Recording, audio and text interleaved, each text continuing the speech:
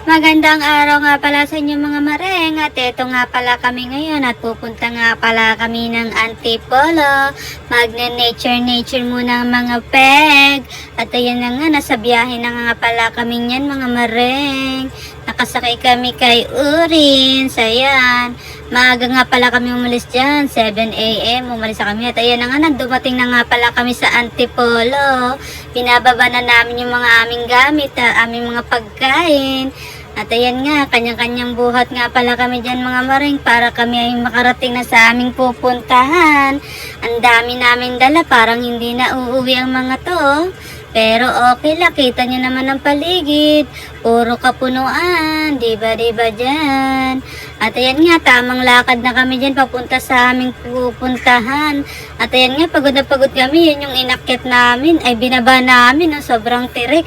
Sobrang matarik nga yan, kaya sobrang nakakapagod. Kaya yan, kanya-kanya pa kami mga bit-bit, kaya sobrang pagod. Ayun nga pala yung mga kasama namin, ang tagal-tagal nilang bumaba.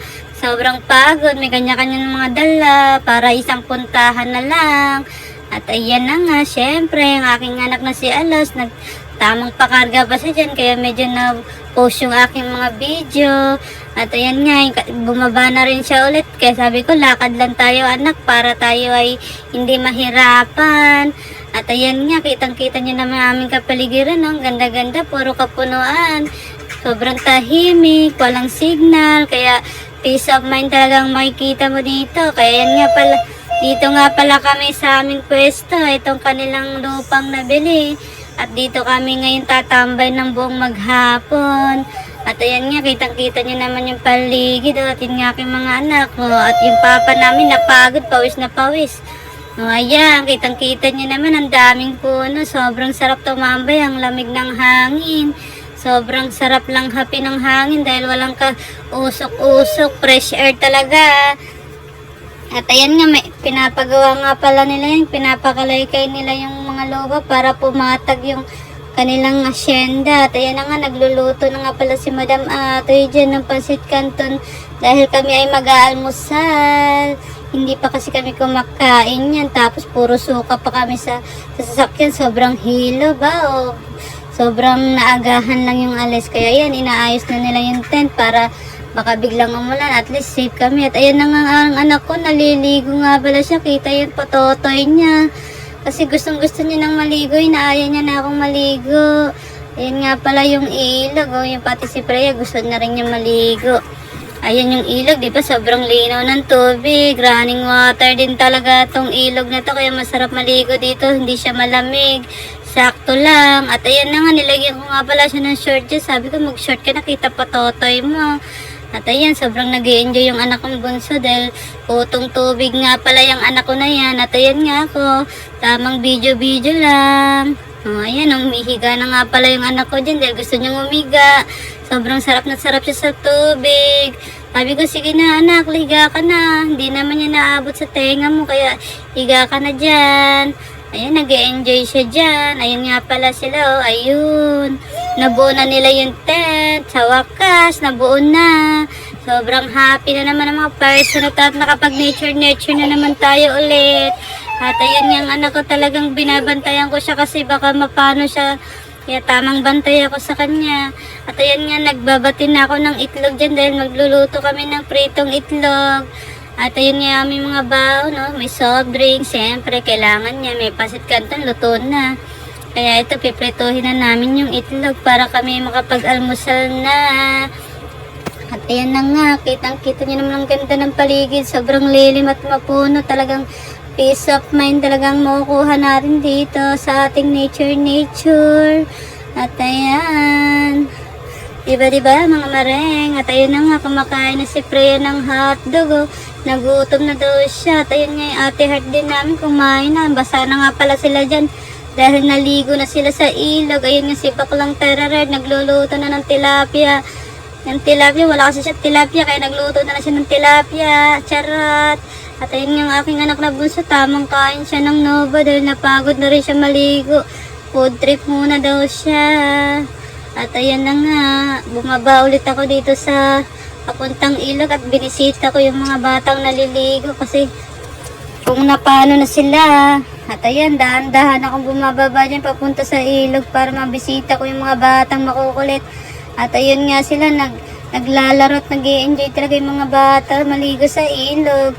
Sinamahan nga pala sila dyan ni tatay, kaya para may bantay sila. Yun yung anak kong bunso, tuwan-tuwa. Kanina matamlay talaga yan dahil suka ng suka sa sasakyan. At ayun nga sila, nag-uusap sila magkapatid. No? Yun daw yung pinapalo sa kanila ng panahon. Sobrang sakit daw. Ayun, pinalo nga si Elvis Terrerer.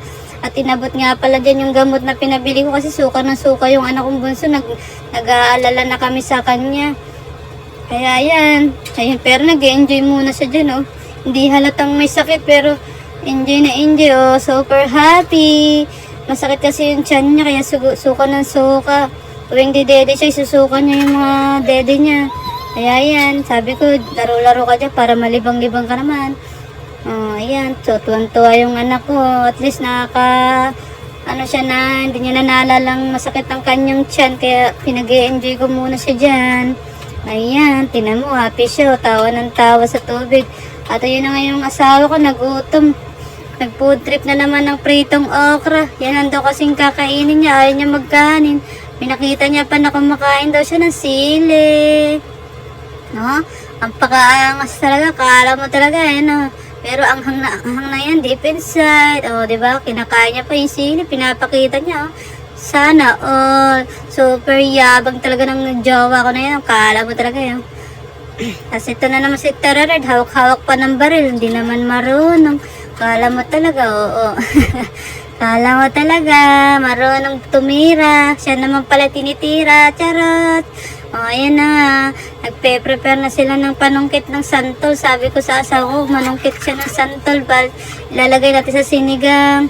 At ayun na nga si Terared, balak niya may titirahin daw siyang ibon. Tingnan natin kung tinamaan ba talaga niya. Kala mo talaga, sharpshooter, hindi naman. O, ayan pag ganyan-ganyan pa, wala namang tinamaan. Sandon, wala naman. Tawan-tawa siya. Loko-loko talaga. Yun yung asawa ko, nanunungkit na ng santol. Sabi niya, damihan na natin at mamimigay ako ng santol. Sayang din naman kung hindi pa pamigay itong mga santol ito, nalalaglag lang. Kaya yan, todo sungkit siya dyan. Ayun, nalaglag na nga. Siyempre, pinulot ko. Sabi ni Terared, punta raw kami sa kabila kasi malalaki yung santol. Kaya yan, sumuong na kami sa mga damuhan para makakuha ng malalaking santol. At ayan na nga, tamang sungkit-sungkit lang tayo dyan mga mareng. Kaya may nauwi kaming maraming santol at meron kaming naipamigay sa aming mga kapitbahay. At ayun, nagustuhan nila yung lasa dahil matamis-tamis din yung santol tapos fresh pa from the puno, diba? O yan, sungkit-sungkit na sila. Kala mo talaga mga magagaling manungkit, oh. Ayan, nakikita niyo pag may nahulog dyan, yun na yun.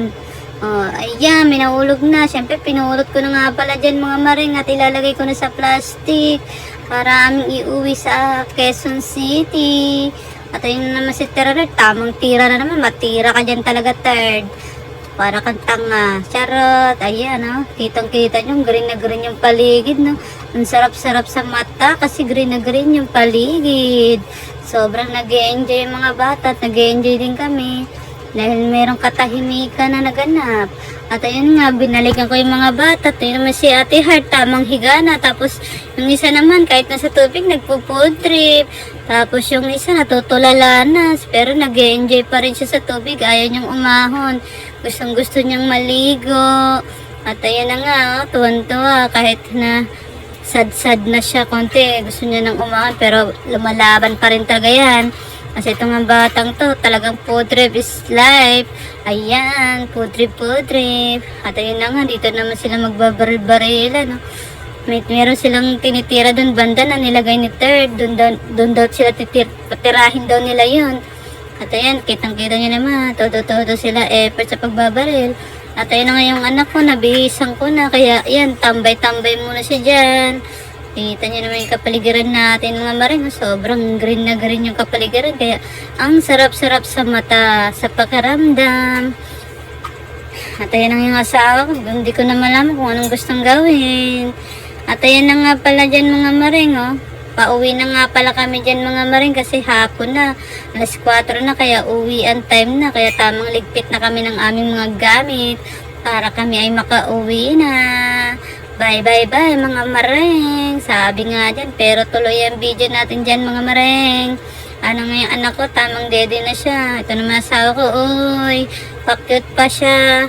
At ayan na nga, dito na kami sa sasakyan dahil pauwi na kami mga mareng. Ingat sa amin. Makarating sana ng maayos. At ayun na nga, plakda na yung anak ko. Tulog na, bagsak. Sobrang pagod kakaswimming. At ito naman yung asawa ko, sino ka tinitignan niya dyan? O, ayan o. Tulog na rin yung anak kong panganay. Mag-iingat sila. At andito na nga pala kami dyan mga maring sa Carlos. Dumating na kami mga bagong gising mga bata. Maraming salamat sa panonood nyo guys.